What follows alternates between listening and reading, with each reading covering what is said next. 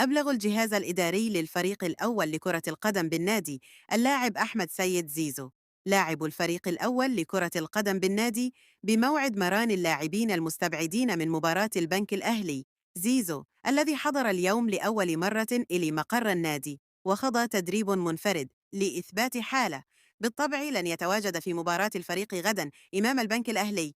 وقام الجهاز الإداري بنشر موعد تدريب المستبعدين المقرر إقامته غدا الاثنين بمقر النادي عبر الجروب الخاص بالفريق على واتساب، حيث تضمن الإخطار أسماء كل اللاعبين المستبعدين من قائمة اللقاء، ومن بينهم زيزو. بالطبع اللاعب تواجد في غرفة الملابس خوض مران بمفرده، وخلال تواجده بغرفة الملابس عقد الجهازان الفني والإداري جلسة سريعة معه، وتم إبلاغه بعدد الأيام التي تغيب خلالها عن تدريبات الفريق. تقدم نادي الزمالك اليوم رسميا بشكوى رسمية إلي لجنة الانضباط باتحاد الكرة ضد اللاعب أحمد سيد زيزو لاعب الفريق، اللاعب الذي وقع للنادي الأهلي وتغيب عن مران الزمالك لمدة 25 يوما، وظهر اليوم من باب إثبات حالة ليس إلا. تقدم الزمالك ضده بشكوى للجنة الانضباط في الجبلية.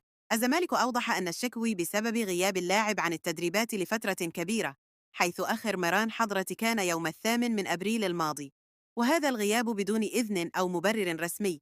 هذا الأمر اعتبره الزمالك أنه مخالفة صريحة للوائح تستوجب اتخاذ إجراءات قانونية ضد اللاعب، مؤكدا أن غيابه كان له تأثير واضح على الفريق. علق المستشار محمد عبده صالح رئيس لجنة التظلمات باتحاد الكرة المصري على الأخبار المنتشرة بشأن تأجيل قرار اللجنة في الطعن المقدم على قرار رابطة الأندية، قرار مجاملة للأهلي يثبت مقولتنا الشهيرة بأن 60% من بطولات الأهلي بالتحكيم والمجاملات، حيث انسحب الأهلي من القمة ولم تطبق عليه اللائحة في مخالفة لكل اللوائح. من المنتظر أن لجنة التظلمات ستصدر قرارها يوم 8 مايو، وانتشرت أخبار عن احتمالية التأجيل ليخرج رئيس لجنة التظلمات وينفى هذا الأمر.